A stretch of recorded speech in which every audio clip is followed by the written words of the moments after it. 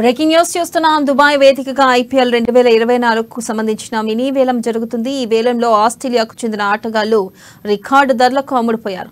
Aussies ఆటగాళ్లు IPL వేలంలో చరిత్ర సృష్టించారు. మిచెల్ స్టార్క్ 24.75 కోట్ల రూపాయలకు, Kolkata Knight Riders Pat Cummins 20.50 కోట్ల రూపాయలకు సన్ రైజర్స్ హైదరాబాద్ ఫ్రాంచైజీలు దక్కించుకున్నాయి. ఇక ఆల్రౌండర్ డారిల్ మిచెల్ ను చెన్నై సూపర్ కింగ్స్ జట్టు 14 కోట్లకు కొనుగోలు చేసింది. అలాగే భారత ఫాస్ట్ బౌలర్ హర్షల్ పటేల్ ను పంజాబ్ జట్టు 11.75 కోట్లకు కొనుగోలు చేసింది.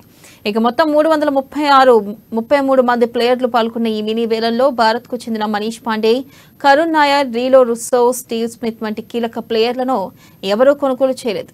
అలాగే భారత సంతతికి చెందిన న్యూజిలాండ్ ప్లేయర్ రచిన్ రవీంద్రను చెన్నై జట్టు 1.80 కోట్లకు కొనుగోలు చేసింది. అలాగే world cup hero Travis head ను హైదరాబాద్ జట్టు 6.80 కోట్లకు కొనుగోలు చేసింది.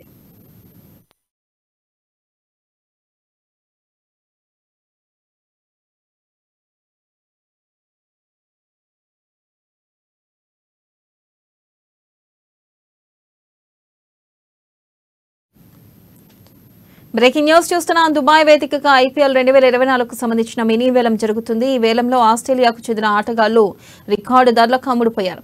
ఆసీస్ ఆటగాళ్లు ఐపీఎల్ వేలంలో చరిత్ర సృష్టించారు. మిచెల్ స్టార్క్ 24.75 కోట్ల రూపాయలకు, Kolkata Knight Riders Pat Cummins 20.50 కోట్ల రూపాయలకు సన్ రైజర్స్ హైదరాబాద్ ఫ్రాంచైజీలు దక్కించుకున్నాయి. ఆల్రౌండర్ డారిల్ మిచెల్ ను చెన్నై సూపర్ కింగ్స్ జట్టు 14 కోట్లకు కొనుగోలు చేసింది. అలాగే భారత ఫాస్ట్ బౌలర్ హర్షల్ పటేల్ ను పంజాబ్ జట్టు 11.75 కోట్లకు కొనుగోలు చేసింది.